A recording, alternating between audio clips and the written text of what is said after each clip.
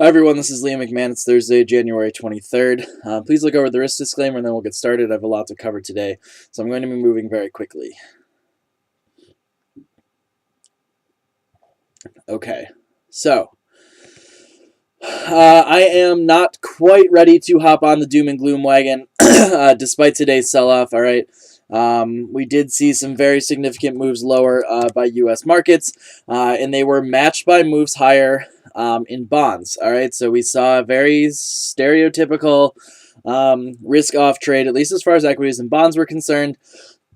The Dow lost over 1%. The Nasdaq lost just under 0.6%. The S&P 500 was down 0.9%. So pretty decent sell-off. Could have been worse. Bounced a little bit off the intraday lows, but concerns about what's going on in China. Below 50 PMI reading last night, hitting markets and causing a little bit of a stir. All right, so this is E-mini futures. The reason I'm not willing to hop on the doom and gloom trade yet is that on a closing basis, we held this trend line. We held this 200 period EMA. All right, so I'm not super worried about E-minis right now. NASDAQ, all right, still looks pretty decent. No real concerns for me on the NASDAQ. Dow futures are different, though. All right. Dow futures, you can see we did break down below this channel. We're retesting now really with the way that the other indices look. We may see the Dow push back into its channel. Really no major harm, I guess, done. But what I don't like is how easily the bears finally managed to negate a bullish setup, right? We had this very nice bull flag going on here. Plenty of opportunities really for bulls to step in and hold, and they failed all of them. That makes me nervous, all right? When you start to see that, that's when the market psychology sort of begins to shift, all right? And now the bears are clearly have the advantage going forward. Major resistance level is going to be this 16.2 figure, all right? And then probably up here around 16.25. So a little bit of concern there. The major concern for me right now is actually the Japanese Nikkei. This is the Nikkei. I talked about 15.5 and 16,000 as the major levels. Today we lost 15.5. Right now, Nikkei futures down just over 3%. 15,415, so 85 points below. Daily close seems likely to take us, confirm the sort of head and shoulders breakdown here, break of that 15.5 figure. Could see a very quick trip down to 14.8 starting tonight, all right, when Japan opens in about 3 hours. So be aware of the Nikkei, and then be aware of what these yen pairs have done today. All right, dollar yen. Let's drop it back down to the 4-hour chart. Dollar yen, all right, we broke this ascending trend line, bounced off 103. Looks like we'll close. We'll see whether or not we break back in or if 103 goes. Aussie yen got punched in the head, lost 91, came very close to 90. We're at 90.42 right now. If Aussie yen got punched in the head, I don't even know what the term for CAD yen is. All right, it's been getting hammered as well. Pretty decent rally off the lows, actually, this 4-hour candle. We touched a low about 90 to 40, about 50 pips up on that, but still not looking great. Kiwi yen, okay, sold off. Kiwi yen broke below, closed below its 200 period EMA here on the 4-hour chart for the first time since October. So that's not particularly great as either. The dollar pairs did a little bit different. Dollar did not have a particularly great day. You can see it was beaten down against the yen. It did manage a decent, well, I don't know. It managed a small gain against the Aussie. It was beat down pretty good against the euro. All right, that broke out higher. Euro looks good for a test of 138. Euro dollar was up over 1% today despite a 1% move down in U.S. equities. That's a little bit disconcerting. Dollar Swiss, big mover as well. Obviously, the correlation between euro dollar and dollar Swiss. That's not super surprising. Major support comes in on dollar Swiss down here at about, I don't know, 89.40 or so. Kiwi dollar continues to just be pointless. It just chops sideways. It hasn't really done anything that exciting.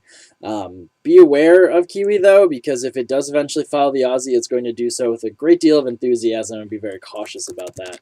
Euro Aussie, okay, up very big today, over 2%. Pound Aussie up very big today as well, making new highs.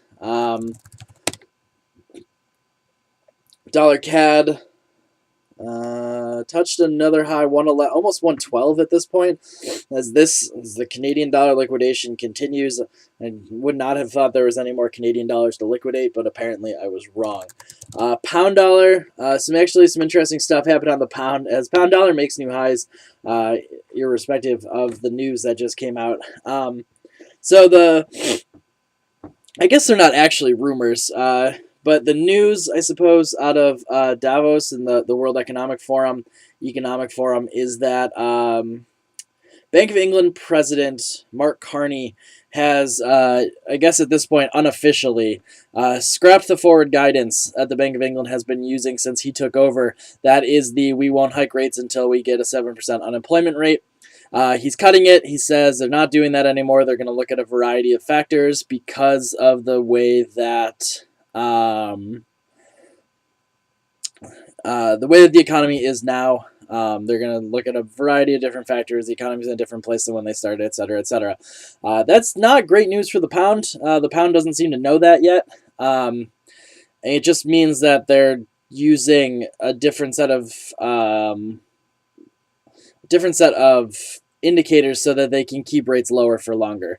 And to be honest, I don't think it's bad for the pound, but I do think it's actually good for the UK economy, and I think the Bank of England is one of the few central banks that actually may have some sort of a concept of what's going on with the world economy and what they can do about it. Unemployment rates have become an unreliable indicator for economic health. All right, you see it a lot with the U.S., especially this last NFP report. All right, we saw our unemployment rate drop despite a very disappointing jobs report. Why? Because the participation rate is lower. Because part-time employment is higher. All right, the same thing is happening in Australia. The UK, kind of ironically, is not suffering from this nearly as bad as a lot of the other states. All right, the UK has actually enjoyed pretty decent full-time employment growth. Their participation rate is okay, moderately stable, not as bad. All right, not as dropping as the U.S.'s. But they are now going to start looking at a variety of different factors. I believe another thing that is worrying them is the persistently low inflation. Less so in the UK. They have higher inflation than most places, but global inflation in general, persistently low despite massive amounts of central bank stimulus. That's a little bit disconcerting. So I think that's another thing the Bank of England's going to be keeping their eye on. So that's the big news out of England. Like I said, the pound hasn't really reacted to it yet. Maybe they'll react more when it becomes the official stance. All right, if we see a speech from what's-his-face, Carney, at some point back in England. But that is the news. It is a little bit disconcerting. Pound yen even breaking down a little bit here on the 4-hour chart. So that's what's going on today. Real quick, this is what happened in bonds. This is 10-year, okay? You can see it's spiked higher. It's still actually moving up. 30-year, also spiked higher, okay? So bonds doing well, all right?